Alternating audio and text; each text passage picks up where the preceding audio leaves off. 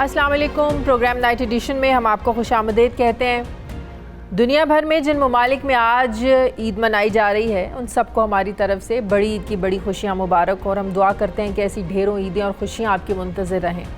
पाकिस्तान में कल ईद मनाई जाएगी। ये एक हकीकत है कि ईद की रौनकों में इस बार डेल्टा वायरस का ख़तरा भी बढ़ रहा है। साथ साथ पिछले सालों में जब कोरोना के दौरान जब ऐसे त्यौहार आए तब हमने देखा केसेस बढ़े, मरीज़ों की तादाद ज़्यादा तादाद सामने आई, जो डेथ रेशो थे, डेथ नंबर भी ज़्यादा सामने आए। इस वजह से NCOC ने इस बार ये इंदिया दिया है कि अगर शहरियों ने ख़ुद एहतियात ना की तो हालात एक बार फिर से लॉकडाउन की तरफ जा सकते हैं। बल्कि NCOC ने सूबों को SOPs पर सख्ती से अमल कराने पर भी ज़ोर दिया है। पाकिस्तान में कोरोना के बढ़ते हुए केसेस की शरह 5.25% पर पहुंच चुकी है, जो यकीनन एक अलार्मिंग, एक ख़तरनाक सिचुएशन है जिसका अदराक हम सबको होना चाहिए। मुल्क में रोज़ाना 5 लाख शहरियों को वैक्सीन लगाई जा रही है, लेकिन अभी तक वैक्सीन हमें ख़तरे से बाहर लेकर नहीं आई है। आलमी इदारा सेहत के मुताबिक 70 से 80% लोगों को वैक्सीन लग गई तो दुनिया ख़तरे से बाहर आएगी, लेकिन अभी तक पाकिस्तान में सिर्फ 20% अफराद ने वैक्सीन लगवाई है। ऐसे में डेल्टा वायरस जैसी किस्म से निमटना आसान नहीं होगा। NCOC ने वैक्सीन लगाने वाले अमले और सेंटर्स को ईद पर सिर्फ एक दिन की छुट्टी दी है। बाकी दिन शहरियों की सहूलत के लिए काम करते रहेंगे। लिहाजा वैक्सीन लगाने और लगवाने के अमल में कोई भी कोताही हमें किसी भी मुश्किल में डाल सकती है और ईद की खुशियाँ हमारे लिए किसी बदमज़गी का भी बायस बन सकती हैं, क्योंकि बड़े शौक़ और एहतमाम से ये रौनकें लगाई गई हैं। पहले जानवर ख़रीदना, फिर इसकी देखभाल करना, फिर इसे क़ुरबान करना, यही ईद है। लेकिन अभी तक बहुत से लोगों को क़ुरबानी के जानवर ही नहीं मिले हैं, क्योंकि इस बार भी महंगाई की कहानी जो है आम है। ज़ाहिर है आम तौर पर जो गोश्त है ये 1300 से 1500 रुपये फ़ी किलो तक मिलता है और ऐसे में क़ुरबानी का जानवर जो है ये आम शख्स की पहुंच से बाहर है। मंडियों में व्यापारी जानवरों की मुनासिब कीमत ना मिलने पर परेशान हैं और ख़रीदारों का मानना है कि जानवर कीमतें ज़्यादा होने की वजह से नहीं मिल रहे हैं। लिहाजा दोनों तरफ नतीजा सिर्फ एक ही निकलता है और वो है महंगाई।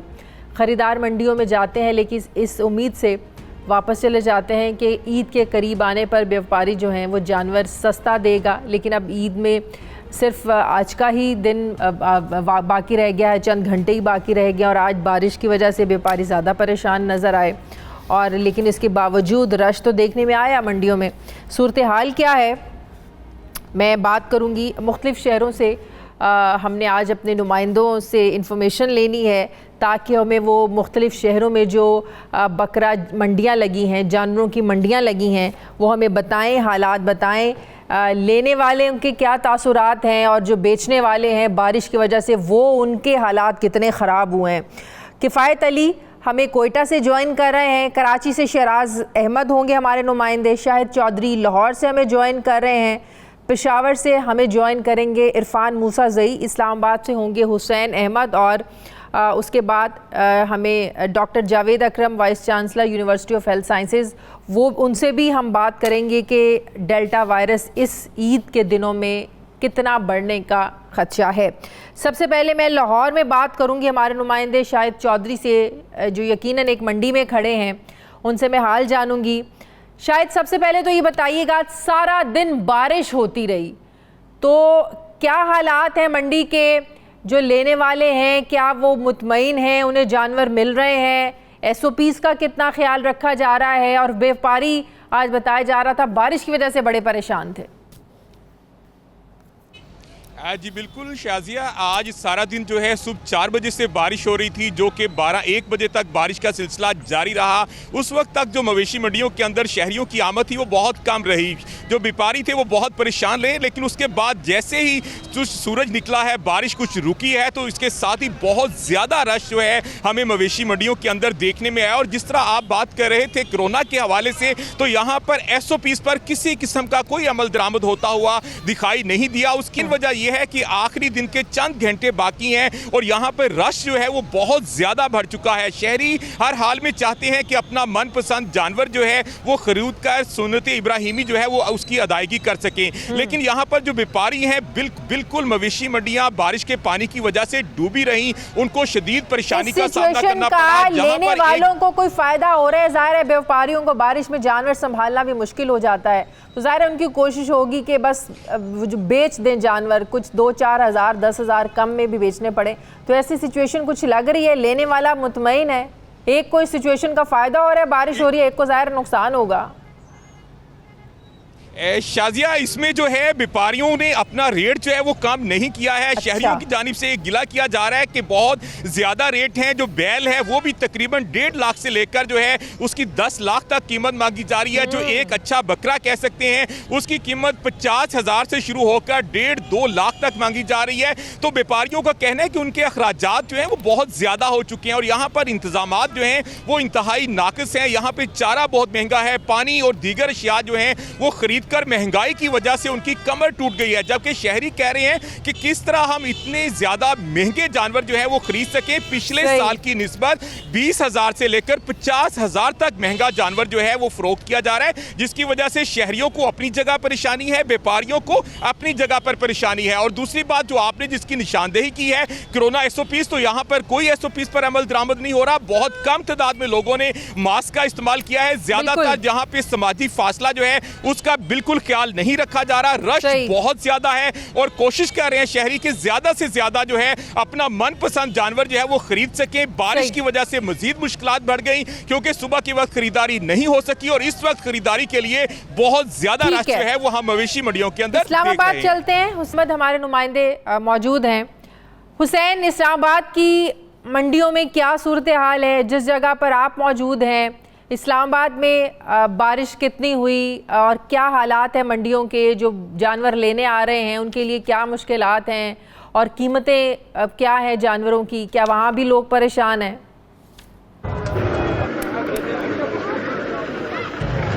जी बिल्कुल, जिस तरह लाहौर से शाहिद चौधरी ने बताया बिल्कुल वैसी ही सूरत हाल वफाकी दारुल हुकूमत इस्लामाबाद में भी है। और आज सुबह से हम देख रहे हैं कि जो रश है, जो अमूमन मंडी में जो रश होता है वो आज दिखाई नहीं दे रहा।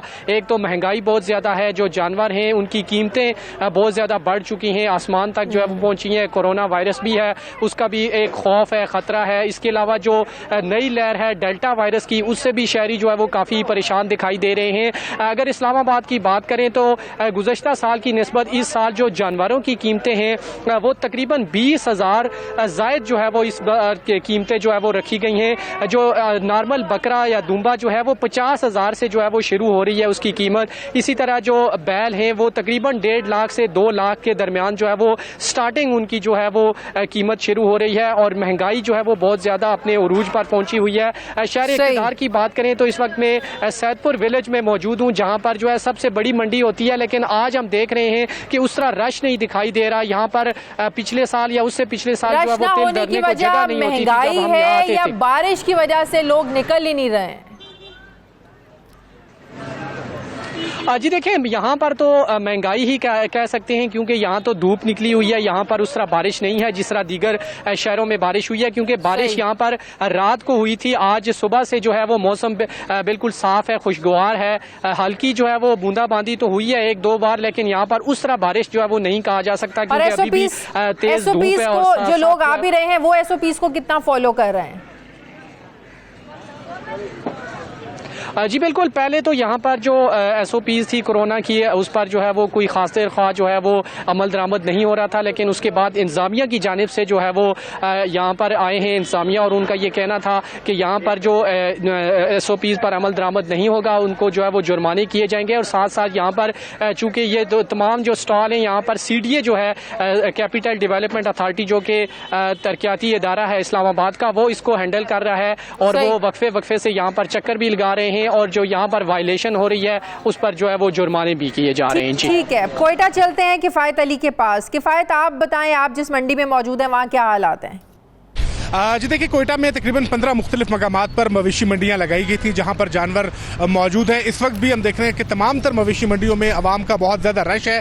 ताहम मुश्किलात खरीदारों को यह है कि बलूचिस्तान चूँकि यहाँ पर लोगों का जरिया माश जो है वो बहुत महदूद है, ना यहाँ पे प्राइवेट सेक्टर इतना ज़्यादा है, ना इंडस्ट्रीज ज़्यादा हैं, तो लोग जो है वो अपने घर का बजट बनाते हुए जो है वो उन्होंने एक खास मार्जिन रखा होता है ईद उल अज़हा के लिए। ताहम हम देख रहे हैं कि यहाँ पर जो कीमतें हैं वो उनकी जो उनकी रकम उन्होंने रखी गई थी, जो मार्जिन रखा गया था उससे कहीं ज़्यादा है। लोगों का ये कहना है कि यहाँ पर जो है वो 30 से 40 हज़ार उनका मार्जिन था। ताहम जो एक बकरे की कीमत है वो तकरीबन 50,000 रुपये से शुरू होकर फिर वो 1.5 लाख तक जो है वो पहुँचती है। अगर बैल की हम बात करें तो बैल के लिए जो है वो तकरीबन 1.5 से 2 लाख रुपए लोग रखते हैं। ताहम इस बार हमने देखा कि यहाँ पर बैलों की कीमतें वो तकरीबन 3 से 4 लाख से शुरू होकर वो फिर 20 से 25 लाख तक जो है वो पहुँच रही है एक अच्छा जानवर जो है वो लेने के लिए। तो लोगों को मुश्किलात ज़रूर है। ताहम इस वक्त भी हम देख रहे हैं कि लोग बड़ी तादाद में यहाँ पर मौजूद हैं। बलूचिस्तान में आमतौर पर यह रुझान होता है कि कोयटा से लोग जो है वो फिर अंदरूनी सूबा जो है वो अपने इलाकों की तरफ मूव कर जाते हैं। तो आज आखिरी कोशिश है उनकी मवेशी मंडियों में कि वो अपने लिए कुर्बानी का जानवर जो है वो खरीद सके। दूसरी तरफ व्यापार हैं जो ये कहते हैं कि जानवरों का चारा महंगा हो गया है,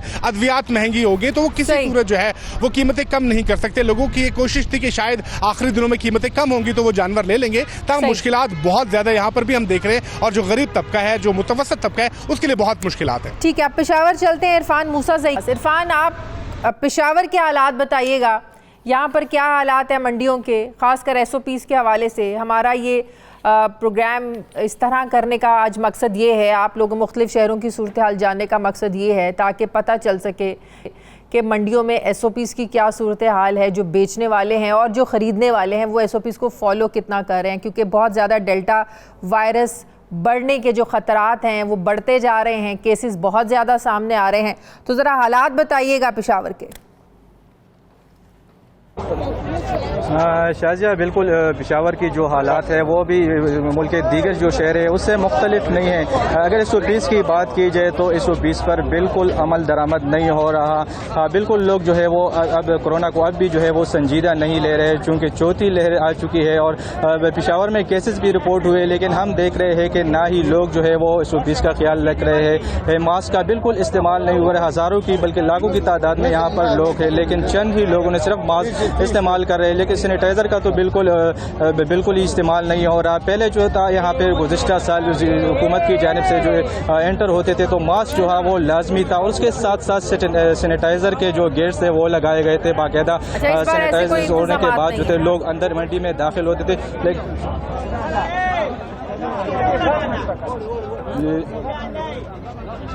इरफान, मैं ये पूछ रही हूँ, इस बार ऐसे कोई हालात नहीं है? नहीं शाजिया, बिल्कुल जो इंतज़ामिया की जानिब से किसी किस्म के इंतज़ामात नहीं किए, ना ही हमने देखा कि इंतज़ामिया की जानिब से किसी किस्म का चेक एंड बैलेंस रखा जा रहा है। हालांकि पिछले साल जो था वो इंतज़ामिया की टीमें जो थी वो यहाँ पर मौजूद होती थी और जो SOPs की खिलाफ वर्जी करते थे तो वो उनको वार्निंग जारी करते थे या फिर जुर्माने भी किए जाते थे। बल्कि जो मंडी के मालकान थे, ठेकेदार थे, तो उनको भी सख्ती से वो हिदायत दी गई थी कि किसी को जो है वो मंडी बगैर मास्क के अंदर नहीं होने दिया जाएगा। लेकिन आज अब हम देख रहे हैं कि सूरत हाल जो है वो बिल्कुल मुख्तलिफ है। अगर इसके साथ जो है मंडी में जो कीमतों की बात की जाए तो कीमतें जो है वो गुज़िश्ता साल की निस्बत इस दफ़ा जो है वो तकरीबन 40% उसमें इजाफा देखने को मिल रहा है। चूँकि आज जो है वो आखिरी रोज़ है तो हम देख रहे हैं कि कीमतों में मज़ीद इजाफा हुआ है। लोग इस उम्मीद पर थे कि शायद जो है वो आखिरी दिन जो है वो जानवर जो है वो सस्ते हो जाएंगे और वो सुन्नत इब्राहिमी जो है वो मुकम्मल करेंगे, लेकिन हम देख रहे हैं कि बिल्कुल कीमतों में इजाफा होता जा रहा है और पेशावर की मंडियों में मवेशी जो है वो इंतहाई कम रह गए हैं। तो यही वजह है कि मवेशी इससे फायदा उठा रहे हैं। और जो शुक्रिया आपका। कराची शराज अहमद के पास। शराज, कराची में पहले ही कहा जा रहा था कि वहाँ पर डेल्टा केसेस सामने आ रहे हैं। पिछले कुछ रोज़ से हम देख रहे हैं कि अब मरीज़ों की तादाद बढ़ती जा रही है, नए कोरोना केसेस सामने आ रहे हैं। जो नया वायरस है, डेल्टा वायरस, ये बहुत तेज़ी से कराची में फैल रहा है, जिसकी वजह से मुख्तलिफ जगहों पर स्मार्ट लॉकडाउन भी किया गया। सख्त इंतज़ामात करने पड़े, सख्त स्टेप्स लेने पड़े सिंध गवर्नमेंट को। मंडियों की क्या सूरत हाल है? ये एक ऐसा मौका है जब लोगों को ज़्यादा इस सिचुएशन को संजीदा लेने की ज़रूरत है। तो किस हद तक लोग कराची में इस सिचुएशन को मद्देनज़र रखते हुए SOPs को फॉलो कर रहे हैं?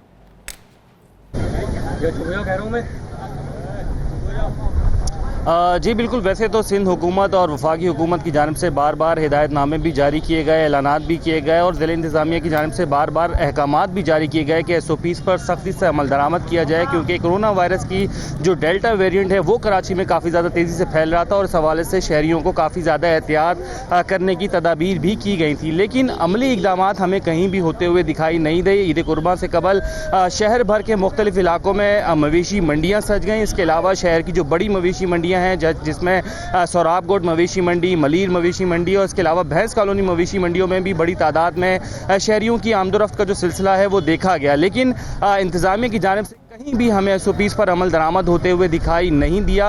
SOPs की खुल्लम खुल्ला खिलाफ वर्जियाँ होते हुए दिखाई दी, जिसकी वजह से कोरोना केसेस के जो वाक़यात हैं उसमें बढ़ने की जो हमें खदशात नज़र आ रहे थे वो हमें देखने को मिला, क्योंकि कराची में गुज़िश्ता के एदाद व शुमार कुछ देखे जाएँ तो काफ़ी ज़्यादा वायरस की जो केसेस हैं उसमें काफ़ी ज़्यादा इजाफा हुआ है। और इसके साथ ही साथ अगर शरात कराची से हमारे साथ थे, कोयटा से किफ़ायत अली हमारे साथ थे, लाहौर से शाहिद चौधरी और पेशावर से इरफान मूसा ज़ई, इस्लामाबाद से हुसैन अहमद, आप सबका बहुत शुक्रिया। नाज़रीन, मुझे एक ब्रेक लेनी है, वापस आएंगे तो हमें ज्वाइन करेंगे यूनिवर्सिटी ऑफ हेल्थ साइंसेज के वाइस चांसलर डॉक्टर जावेद अकरम साहब। हमारे साथ रहिए।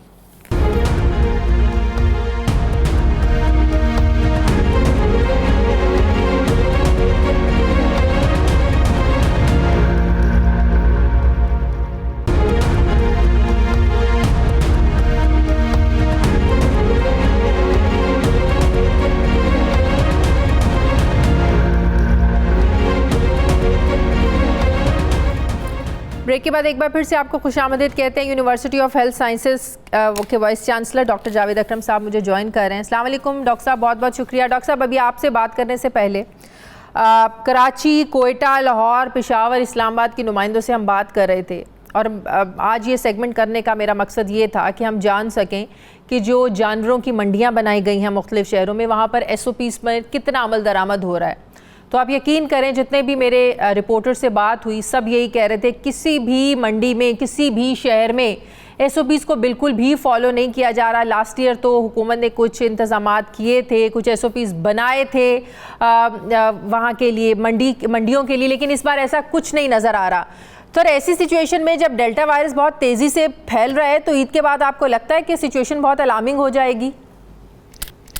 देखें, ये हमारी कौम जो है वो पेंडेमिक फटीग में मुब्तला है कि मेरा ख्याल है वो फटीग हो चुकी है और अब वो इस चीज़ को बिल्कुल अहमियत नहीं दे रहे कि ये वायरस ज़्यादा ताकतवर हो गई है और वायरस की पॉजिटिविटी रेट बहुत ज़्यादा बढ़ गया है। मैं समझता हूँ कि डेफिनेटली बिल्कुल आपके यही हमारा भी ख्याल है कि मंडियों में कोई इंतज़ाम तो दूर की बात है, मंडियों में तो मेरा ख्याल है कोई मास्क लेके भी नहीं जाता और एक बकरा ख़रीदने के लिए पूरे का पूरा ख़ानदान या पूरा मोहल्ला चल पड़ता है, तो जिसमें बच्चे और बूढ़े सब होते हैं। तो डेफिनेटली ये तो गिवन फैक्ट है कि क्योंकि वायरस मजबूत होती जा रही है, एक दूसरे लगने की 3 से 4 गुना अपनी अहलियत बढ़ा चुकी है।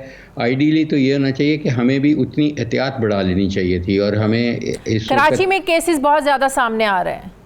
मेरा ख्याल है कि शाजिया जी अल्टीमेटली पूरे पाकिस्तान में आएंगे। देखें, ये होता यही है कि कोई भी वेरिएंट आता है या कोई भी म्यूटेशन आती है, जैसे ये डेल्टा वेरिएंट आया तो हमारा ख्याल था कि हम महफूज रहेंगे। ये पूरा दुनिया इसमें मुब्तला हो जाती है और इस वायरस को अब 18-19 महीने हो गए हमें जानते हुए, तो ये बहुत ज़्यादा तेज़ी से फिर फैलती है और फिर पूरी तेज़ी से ये अफेक्ट करती है। मैं समझता हूँ कि मंडियों में अगर कुछ करना भी था तो कम से कम ये करते कि सिर्फ वैक्सीनेटेड व्यापारी और वैक्सीनेटेड गाहक होते, लेकिन ये वैक्सीनेशन तो मेरा ख्याल है किसी रेस्टोरेंट में या कहीं भी चेक नहीं की जा रही। रेस्टोरेंट में चेक की जा रही है, मेरा ख्याल है चंद एक में होगी, लेकिन मेजॉरिटी में शायद वो भी नहीं हो रही। तो इसलिए मैं अभी हमारी वैक्सीनेशन प्रोग्राम भी फाल नहीं हुआ। हम यूके की तरह नहीं इतने बहादुर बन सकते कि सब कुछ खोल दें या बिल्कुल परवाह ना करें, क्योंकि यूके तो इसलिए बहादुर हो ना, वहाँ तो बहुत ज़्यादा लोगों को उन्होंने कवर कर लिया, बहुत ज़्यादा लोगों को वैक्सीन वहाँ पर लग चुकी है। हम तो इसलिए बहादुर नहीं हो सकते, एक तो यहाँ पर वैक्सीन की दस्तयाबी बहुत बड़ा सवाल बन जाता है, फिर 20% से ज़्यादा लोगों को अभी हम कवर नहीं कर पाए हैं। तीसरी सबसे बड़ी वजह, अभी भी लोगों में खौफ नहीं गया कि वैक्सीन लगवा लेंगे तो शायद 2 साल से ज़्यादा हम जिंदा नहीं रह पाएंगे। तो बहुत सारे फैक्टर्स हैं कि हम उन नंबर्स को मीट कर नहीं पा रहे हैं। हुकूमत ने जो दिसंबर तक का टारगेट रखा हुआ है, डॉक्टर साहब को लगता है कि हम वो मीट कर पाएंगे? मेरा ख्याल है बिल्कुल नहीं कर पाएंगे। हम बहुत सुस्त रवि का शिकार हैं समहाउ। कुछ हुकूमत की तरफ से सुस्त रवि है, लेकिन ज़्यादा सुस्त रवि लोगों की तरफ से भी है। लोगों में भी बहुत ज़्यादा रिलक्टेंस है, बहुत ज़्यादा हेजिटेंसी है वैक्सीन के लिए, और अभाम पाए जाते हैं। और वो इस चीज़ में भी लग पड़े हैं कि कौन सी लगवाएं और कौन सी ना लगवाएं, क्योंकि ज़ाहिर है ये भी एक डिस्प्यूटेड मामला हो गया कि फ़लानी वैक्सीन के साथ आप ट्रैवल कर सकेंगे, फ़लानी के साथ नहीं कर सकेंगे। इसको भी हुकूमत ने ही हल करना है और WHO के साथ हल करना है कि हम सिर्फ वही वैक्सीन लगाएं जो इंटरनेशनली एक्सेप्टेड हैं, और ख़ासकर ये WHO का काम है, जब वो एक्सेप्ट कर ले तो दे शुड इन्फोर्स के बिल्कुल क्लियर कट। जैसे जैसे नए वेरिएंट सामने आ रहे हैं तो ये जो फिर सवालात उठ रहे हैं कि जो वैक्सीन बन चुकी हैं वो ज़्यादा शायद इफ़ेक्टिव नहीं है, तो ये बात किस हद तक दुरुस्त है? देखिए, ये बहुत थोड़ी हद तक दुरुस्त है। वैक्सीनेटेड जो लोग हैं, ये समझने वाली चीज़ है। कोई वैक्सीन एक स्ट्रेन के अगेंस्ट नहीं होती। वैक्सीन आपकी एंटीबॉडीज़ बनाती है जो कि न्यूट्रलाइज करने की अहलियत रखती है आपकी बॉडी में टू वायरस। तो अभी तक तो डेफिनेटली ये कम हुई है इसकी एफिकेसी वैक्सीन्स की, चाहे वो फाइज़र की थी। फाइज़र की तो एक स्टडी भी आ गई है इजराइल से कि वो ये डेल्टा वेरिएंट के ख़िलाफ़ कम मुअस्सर है। लेकिन हमारी जितनी वैक्सीन्स हैं अभी तक मुअस्सर हैं, लेकिन मैं ये नहीं कहूँगा उतनी मुअस्सर हैं जितनी पहले थी। ओवर द टाइम हम लूज़ कर रहे हैं एफिकेसी, और ये एक रेस अगेंस्ट टाइम है। अगर हमने इस वैक्सीन वायरस को शिकस्त दे दी, इसका किला कुमा कर दिया, 80% लोगों को, यानी कि 16 करोड़ लोगों को लगा के इसको भगा दिया, तो ठीक है। वरना तो ये इतनी आइडियली पहली और दूसरी डोज में कितने डेज का फ़र्क होना चाहिए? देखिए, ये तो वैक्सीन पे डिपेंड करता है। अभी जो हम लगा रहे हैं इस वक्त ZF 2001 यूनिवर्सिटी में, ये 3 डोजेस की है और एवरी 3 वीक्स लगा रहे हैं। और ये हम इसका क्योंकि हम स्टडी कर रहे हैं, ये हम कह सकते हैं ये तमाम डेल्टा म्यूटेंट और बाकी स्ट्रेन्स को तमाम को कवर कर रही है इस वक्त तक। लेकिन जैसे मैंने कहा कि अगर हम इसको जल्दी नहीं हर्ड इम्यूनिटी की तरफ जाएंगे तो ये इतनी म्यूटेट कर जाएगी कि प्रॉबली वैक्सीन्स जो हैं वो गैर मौसर हो जाएंगी, ये जो फर्स्ट जनरेशन वैक्सीन्स हैं। इसलिए this is the opportunity window of opportunity, जहाँ पे हमें इसी के दौरान ही इसको कंप्लीट करना है वैक्सीनेशन प्रोग्राम को, बिफोर दिस के। ये बिल्कुल के हवाले से अगर मैं आपसे पूछूं कि लोगों को अब ज़ाहिर है आज तो कल ईद है, अब तो जो मंडियों में वो रश भी कल देखने में नहीं मिलेगा, लेकिन ओवरऑल अगर मैं आपसे पूछूं जो दावतों का एहतमाम होता है घरों में फैमिलीज़ को बुलाकर, अभी भी उससे अवॉइड करना चाहिए? डेफिनेटली मैं समझता हूँ कि ये बहुत डेंजरस रुझान होगा, और अनफॉर्चुनेटली ऐसे वक्त में आप इस बीमारी में मुब्तला हो जाएं या जान आपकी चली जाए, तो जबकि वैक्सीन्स आर बिल्कुल इस अंधेरी टनल के एंड पे हमें एक लाइट नज़र आ रही है, रे ऑफ होप की। लेकिन वैक्सीन कोई भी मुर्दे को तो नहीं लगाएगा, जिंदा इंसान को ही लगनी है। हमें अपने आप को ज़िंदा रखना पड़ेगा एहतियात के साथ। तो ईदें आती रहेंगी, ईदें ये कोई इतनी बड़ी चीज़ नहीं है, ज़िंदगी में बहुत ईदें आती हैं। आप वेट करें, इसको रुखसत करने का वेट करें। ये बिल्कुल मैं तो अग्री नहीं करता जो UK ने किया, और UK भी बहुत बड़ी प्राइस पे करेगा, और आप देखेंगे कि अनफॉर्चुनेटली वो भी बहुत बड़ी इसकी प्राइस पे करेंगे, और फिर उनको तरफ जाना पड़ेगा पाबंदियों की तरफ। तो मैं समझता हूँ कि हमें पहले ही पाबंदियाँ लगा देनी चाहिए थी ईद पे। एनी हाउ अगर नहीं लगाई गई तो एटलीस्ट हमें तो पाबंद अपने आप को तो कर सकते हैं ना। वो तो गवर्नमेंट ने नहीं मना किया कि हम अपने आप को महफूज न रखें, इसलिए रिस्पॉन्सिबिलिटी हमें लेनी पड़ेगी इस बीमारी की। बहुत बहुत शुक्रिया डॉक्टर जावेद अकरम साहब। मुझे ब्रेक लेनी है, नाज़रीन वापस आते हैं छोटे से वक्फे के बाद।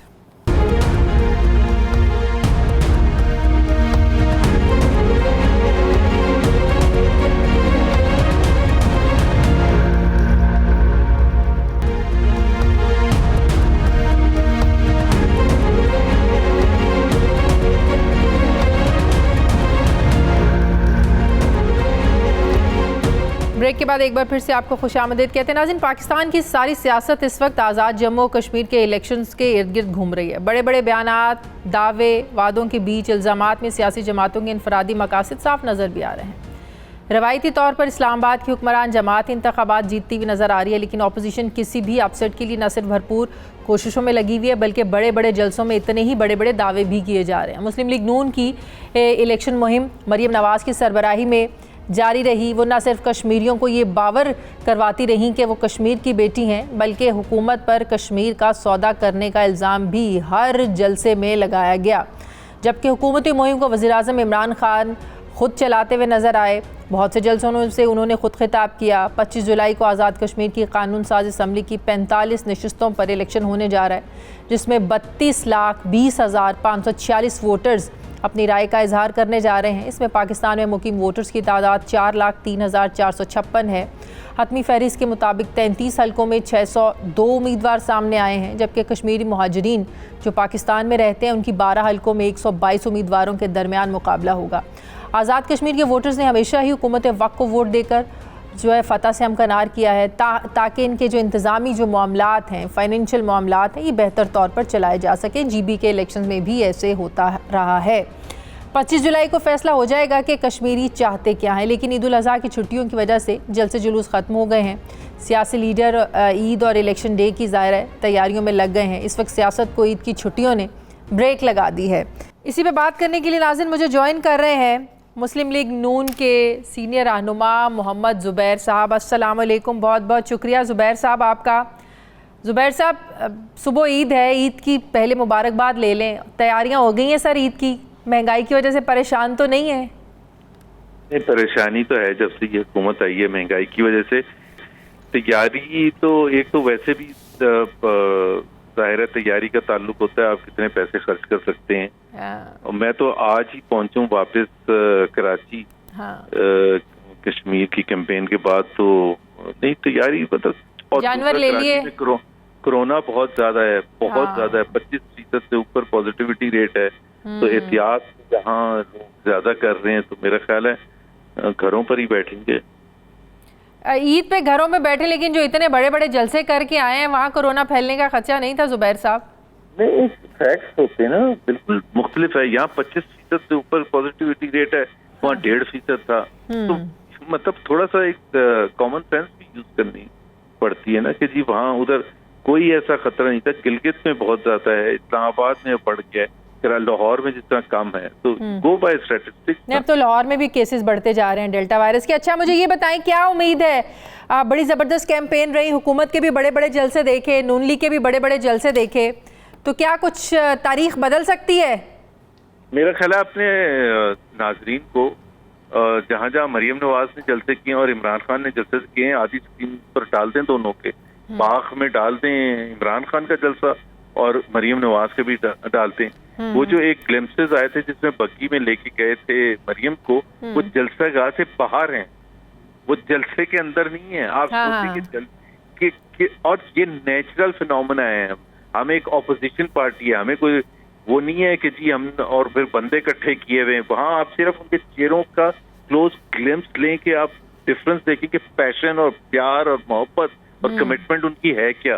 बट एक चीज हमने एस्टेब्लिश कर दी है शाजिया जी, वो एस्टेब्लिश ये कर दिया है कि जिस पार्टी का और जिसके लीडर का नाम बिल्कुल मिटाने का सोच लिया गया था 2016-17 वगैरह में, वो आज भी हर जगह उसी का नाम गूंजता है और लोगों का जो पैशन है और जो बिल्कुल पागलपन है वो उसी का है। तो ये कोई अगर मैं आपसे ये पूछूं कि बड़े बड़े जलसे कामयाबी की जमानत हुआ करते हैं क्या? कोई जरूरी नहीं है, लेकिन ये भी जरूरी नहीं है, ये भी कहना गलत है कि जी बड़े जलसों का मतलब कुछ भी नहीं होता।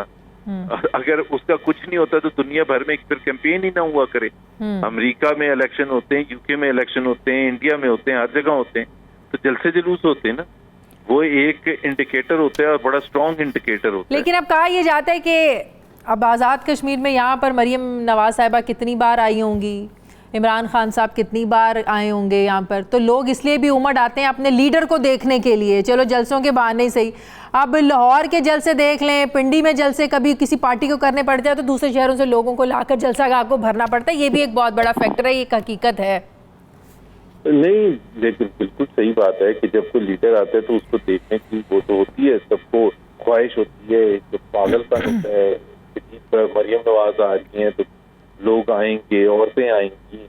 और ये इलेक्शन में जो मैंने खास तौर पर एक चीज नोट की आज़ाद कश्मीर में, the presence of women, young लड़कियों से लेके औरतें और तमाम उम्र के लोग इस मौजूद थे। तो कोई इंडिकेटर नहीं होता, लेकिन वो भी कहीं दुनिया में नहीं सुना था कि जिसके बड़े जलूस चलते होंगे वो हारेगा ही हारेगा, ये भी कोई इंडिकेटर नहीं होता। ऑब्वियसली बहुत फैक्टर्स होते हैं। इलेक्शन डे मैनेजमेंट आपकी कितनी अच्छी है, आप लोगों को बाहर कैसे निकालते हैं वोट डालने के लिए, और पाकिस्तान में तो दूसरे फैक्टर्स होते हैं कि काउंटिंग टफ मुकाबला होगा। देखें इंशाअल्लाह ताला हमने अपनी बेस्ट एफर्ट की है, इससे ज्यादा एफर्ट कोई भी नहीं कर सकता था। आप ये सिर्फ उससे अंदाजा लगा लें कि 3 मेन पॉलिटिकल लीडर्स थे, इमरान खान, बिलावल भुट्टो और मरियम।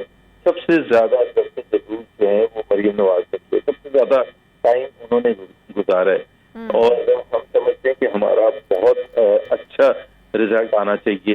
और मैं तो बल्कि मरियम को बार बार ये कहता था जो उन्होंने बात के साथ किया कि इससे बहुत डेवस्टेटिंग कॉन्सिक्वेंसेज होंगे अगर आप उस तरह से आरटीएस उठा देंगे उस दिन शाम को, इलेक्शन की शाम को, उसका तो कोई कुछ नहीं कर सकता है सिवाय शोर शराबा करने के, या आप फॉर्म रिजल्ट जो है वो फॉर्म। जुबैर साहब, एक बात मैं कहना चाहती हूँ, हुकूमत के जलसे भी देखे, ऑपोजिशन के जलसे भी देखे, क्या तमाम सियासी जमातों को इस बात पर बैठकर एक मुत्तफ़िका लाहेअमल नहीं बनाना चाहिए कि ऐसे जलसों में आज़ाद कश्मीर के जलसे देख लें, जीबी के जलसे देख लें, जब ऐसी ज़मीन पर खड़े होकर जिसकी आज़ादी की जंग लड़ रहे हैं लोग कई दिहाइयों से, वहाँ पर अपने ही लोगों पर कश्मीर फरोशी के जब इल्ज़ामात लगाएंगे तो कश्मीर कॉज को नुकसान पहुँचेगा। तो ऐसे सेंसिटिव मामलात को कल हमने देखा, मरियम नवाज़ साहिबा जिस तरह अफ़गान सफ़ीर की बेटी की जो गुमशुदगी का मामला था या अगवा का जो मामला था उसको लेकर भी बड़ी इल्ज़ाम तराशी हो रही थी। तो ऐसे सेंसिटिव मामलात को जलसों की सियासत से दूर नहीं रखना चाहिए। मामलात को भाई हम ये कह रहे हैं कि इस्लामाबाद जो है, अगर आपका इस्लामाबाद में कंट्रोल नहीं और आप नया पाकिस्तान बनाने आज़ाद कश्मीर आ गए, अगर जर्नलिस्ट अगवा पे अगवा होते हैं, अगर अफगान सफारतकार की बेटी वहां से जो भी हुआ है, अगर उसका, लेकिन वो तो इन्वेस्टिगेशन होगी ना, वो तो कहते हैं अगवा हुई नहीं। प्लीज मेरी बात सुन लें, मतीउल्लाह जान को 4 महीने हो चुके, कोई इन्वेस्टिगेशन हुई है? असदपुर के ऊपर हमला हुआ था, कोई इन्वेस्टिगेशन हुई है? मुझे आप ये बताएं कि हम क्यों ना अटैक करें? सीपैक अथॉरिटी के चेयरमैन है जनरल आसिम बाजवा, और वहां उधर दासू डैम बन रहा है, इतनी सेंसिटिविटी है, आपने सीपैक की अलग से सिक्योरिटी फोर्स बनाई है, और हम ये क्वेश्चन भी ना करें? कमाल है, मतलब इतने इंपॉर्टेंट इश्यूज हैं कंट्री के, और आप, वो बात ठीक है, लेकिन इन्वेस्टिगेशन जब होकर सामने आती है, इमरान खान को इस्लामाबाद में बैठना चाहिए था।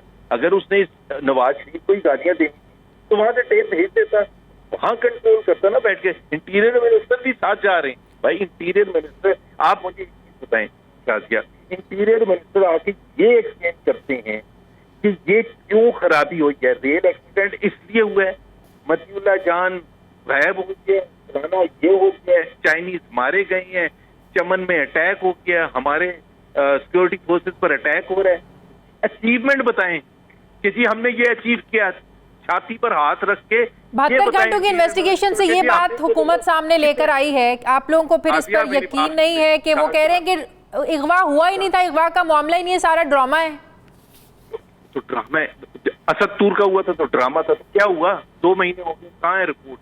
जैसे हम सीने पर हाथ रख के अपना कहते थे ना कि हमने कराची में अमन लेके आए हैं, हम पाकिस्तान में बॉम्ब ब्लास्ट होते हैं, हम अमन लेके, ये कहने की जरूरत होती है, ये बताने की थोड़ा होती है कि मैं वजीर हूँ और मैं आके कहूँ वो जी देखिए वो जो वाकया हुआ था ना वो हम छोड़ेंगे नहीं, वो रॉ आके कर गए इस्लामाबाद में। अगर रॉ इस्लामाबाद में घुस के मार सकती है, इन्होंने ही कहा है ना, हमने तो नहीं कहा कि रॉ का ये वो है। अगर इस्लामाबाद जैसे शहर में कैपिटल में आके रॉ ऑपरेट कर सकती है, मैं मान लेता हूँ रॉ ने किया है, तो फिर तो एक आम तो एक और सवालिया निशान उठ जाएगा ना, फिर तो बहुत सारे सवालात उठेंगे। बिल्कुल सही कह रहे हैं। आप कह रही है कि आप भी ना करें और वजीर वो जो दाखिला है और वजीर आजम की तारीफें करें वहां खड़े होकर कश्मीर, ओ जी हम दाखिली मामलात को नहीं यहाँ छेड़ेंगे क्योंकि उससे इंडिया बड़ा फायदा उठाएगा। भाई इंडिया फायदा उठाएगा जब इंडिया फायदा उठाया भी। जो नेगेटिव बातें कश्मीर फरोशी की जाती हैं, चाहे वो हुकूमत के लोग करें चाहे ऑपोजिशन के लोग करें, उनका मीडिया बड़ा खेलता है इस चीज के साथ। भाई ना हमारा मीडिया नहीं करता, ये कोई लॉजिक नहीं होती है कि मुझे धांधली करने दे, डस्का में डब्बे उठा के भागते दें और आप लब अपने सीले इसलिए क्योंकि इंडिया वहां शोर मचाएगा, इंडियन मीडिया उठाएगा। भाई आप हरकतें अपनी ठीक करें ना, आप उसका जवाब नहीं दे रहे, आप कह रहे इंडिया ना शोर मचाए। ये नहीं हो सकता। ये Pakistan is a functioning democracy, we have the right to criticise the government. If they can't restore peace in Islamabad, they have no right to govern this country. एक आखिरी सवाल, इस बार मुतमईन है, अभी आपने धांधली की बात की, इस बार मुतमईन है इंतजामात से, धांधली नहीं होगी, साफ शफाफ इंतखाबात होंगे, आप लोगों की 5 साल हुकूमत रही है? देखिए इमरान खान जो है वो वन पार्टी स्टेट कायम करना चाहता है और वो बरबला इजहार करता है। वो जब चाइना के सिस्टम की तारीफ करते हैं, वहाँ वन पार्टी स्टेट है, हाँ। वहाँ कोई स्कैंडिनेवियन कंट्रीज की तरह या यूरोप की तरह या अमेरिका की तरह मल्टी पार्टी सिस्टम नहीं है। But he loves the Chinese system, he loves to say 5000 बंदों को टांग देंगे, जिसका मतलब ये है कि कोई फॉर्मल जुडिशियल सिस्टम नहीं वो चाहते। He wants a one party system, why would he let anyone else election period. ठीक है, बहुत बहुत शुक्रिया मुस्लिम लीग नून के रहनुमा मरियम नवाज, नवाज शरीफ साहब के तर्जुमान मोहम्मद ज़ुबैर साहब मेरे साथ थे, बहुत शुक्रिया आपका। मुझे ब्रेक लेनी है नाज़रीन, वापस आते हैं छोटे से वक्फे के बाद।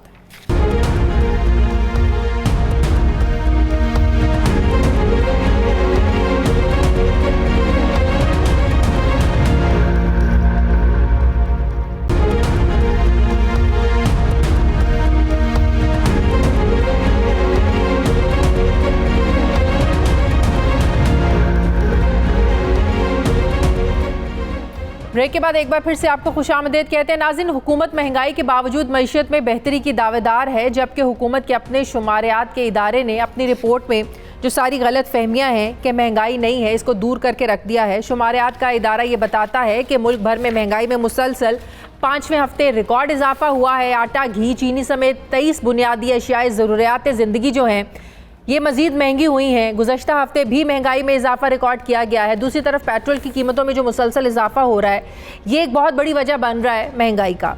पीटीआई हुकूमत अपने दौरे हुकूमत में पेट्रोल की कीमतों में 31 रुपये का इजाफा कर चुकी है, जबकि LPG की कीमतों में 3 रोज़ में 15 रुपये फ़ी किलो तक इजाफा किया गया है।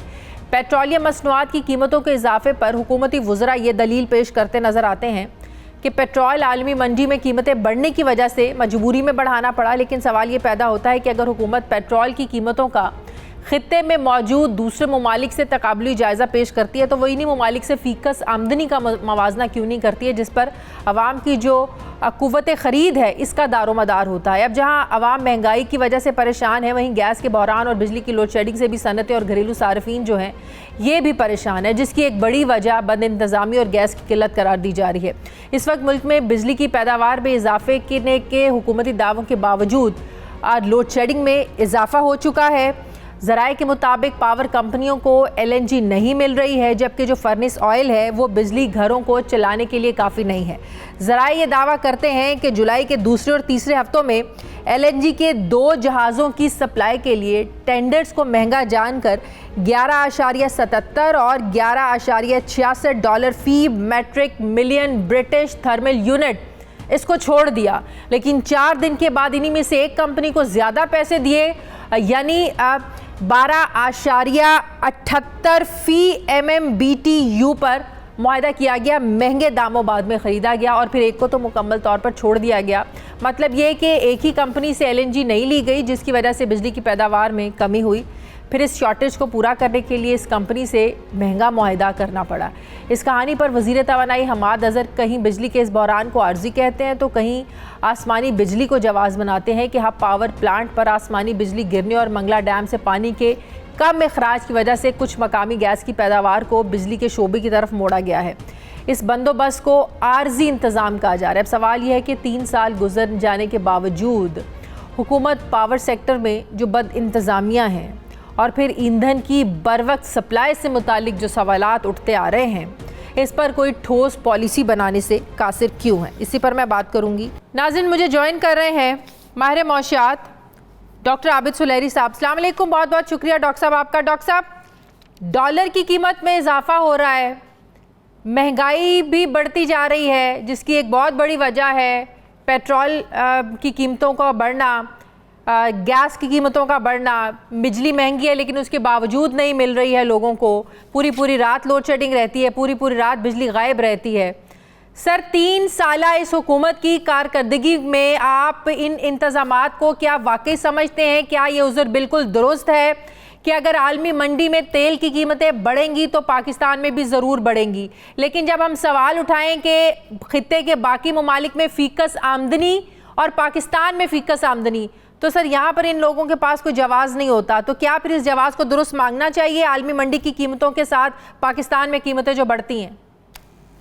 जी शाजिया, मेरा ख्याल है दोनों बातें अपनी जगह पे ठीक हैं। देखिए, फीकस आमदनी जो होती है ना, आपकी आमदनी अगर 1500 रुपये है, मेरी आमदनी 500 रुपये है, तो हमारी फीकस आमदनी 1000 रुपया होगी। तो जब हम खत्ते के ममालिक या खुसूसन इंडिया के साथ हम कंपैरिजन करते हैं तो इंडिया में हमें ये याद रखना चाहिए कि वन पॉपुलेशन में वहाँ पे जो चंद बिलियनर्स हैं, चंद हज़ार, जब उन बिलियनर्स की आमदनी को आप ऐड करते हैं इंडिया की जो एक वास्ट मेजॉरिटी जो कि फुटपाथ पर सोती है, तो उनकी जो फीकस आमदनी है वो हमसे ज़्यादा निकलती है। तो एवरेज जो है वो अक्सर इस किस्म के उसमें मिस्टेक्स हो जाती हैं। तो फीकस आमदनी अपनी जगह, लेकिन इस वक्त इंटरनेशनल मार्केट में पेट्रोलियम प्राइसेस पे जो इजाफा हो रहा था उसकी वजह से पाकिस्तान में भी कीमतें उनमें इजाफा करना पड़ा। इवन इंडिया में पिछले 2 महीने में 35 मरतबा कीमतें जो हैं वो बढ़ी हैं। इस वक्त इंडिया की कीमतें भी पेट्रोल की रिकॉर्ड लेवल पे हैं। तकरीबन इंडियन करेंसी में 110 रुपये फी लीटर तक पेट्रोल वहाँ पे जा रहा है, जो कि पाकिस्तान के तकरीबन 220 रुपये। एकदम ऊंची उड़ान 156 से 160 पर आ जाना तकरीबन 161 का हो रहा है। डॉलर मेरा ख्याल है आई एम श्योर कि ये ईद के बाद दोबारा से नीचे आएगा। ये रेंज बाउंड है, क्योंकि हर जो क्वार्टर के एंड पे पेमेंट्स करने के लिए लोग मार्केट से डॉलर खरीदते हैं और उसकी वजह से डॉलर की कीमत थोड़ी सी बढ़ती है। तो 30 जून को, 30 सितंबर को, या आप देखिए 31 मार्च को, 31 दिसंबर को ये कीमत बढ़ती है। लेकिन ये बकर ईद पे जो रेमिटेंसेज आ रही होंगी, डॉलर्स के जो इनफ्लो होगा, आप देखेंगे कि ईद के बाद डॉलर जो है वो दोबारा अपनी रेंज पे आ जाएगा 155-156 रुपये पे। किसी भी मुल्क की अच्छी मैशियत का दारोमदार होता है, इसको रेट किया जाता है कि लोगों की जो बाइंग पावर है उसको देखा जाए, लेकिन लोगों से आम ज़रूरियात ज़िंदगी की अशिया है, जो घर के रोज़मर्रा के इस्तेमाल की चीज़ें हैं, उसके बारे में बात कर ले, बाइंग पावर नहीं है। बकरा ईद है, आप लोगों की बाइंग पावर की बात कर लें तो पिछले साल से इस बार जो है जानवर महंगा है। तो इन इंडिकेशंस के साथ आप कह सकते हैं कि पाकिस्तान की मैशियत स्मूथ है, या जो हुकूमत दावे करती है कि मैशियत अपनी डगर पर अपनी सम में चल पड़ी है, आप इसको दुरुस्त मानते हैं? देखिए, मुल्क की मैशियत स्मूथ है, लोगों की मैशियत शायद स्मूथ नहीं है। तो मैक्रो इकोनॉमिक इंडिकेटर जो है वो तो स्मूथ हैं, लेकिन जाहिर है कि स्मूथ मैटर क्या करता है? मैटर क्या करता है? या अगर जो बिजनेस फ्रेंडली बजट है उसके साथ साथ लोगों की बाइंग पावर बढ़ाना भी हुकूमत की जिम्मेदारी है। महंगाई कंटेन नहीं होगी क्योंकि इंटरनेशनल मार्केट में ऑयल प्राइसेस भी बढ़ेंगी, एडिबल ऑयल की प्राइसेस भी बढ़ रही हैं, कमोडिटी प्राइसेस इंक्रीज पे हैं, जो वैक्सीन अनरोल हो रही है। तो हुकूमत को जो फोकस करना है वो जॉब्स क्रिएशन पे फोकस करना है, हुकूमत को फोकस करना है सोशल सेफ्टी नेट इन्हांस करने पे और लोगों की बाइंग पावर बढ़ाने पे, खा वो एहसास प्रोग्राम से हो, वो मिनिमम वेजेस के ज़रिए हो, या वो बाकी अवामल के ज़रिए करे। बहुत बहुत शुक्रिया माहिर मौशूआत डॉक्टर आबिद सुलेहरी साहब मेरे साथ हैं। नाज़रीन, हमारे प्रोग्राम का वक्त ख़त्म हो गया। फीडबैक ज़रूर दीजिएगा, अपना ख्याल रखिएगा। मुझे इजाज़त दीजिए, अल्लाह हाफ़िज़।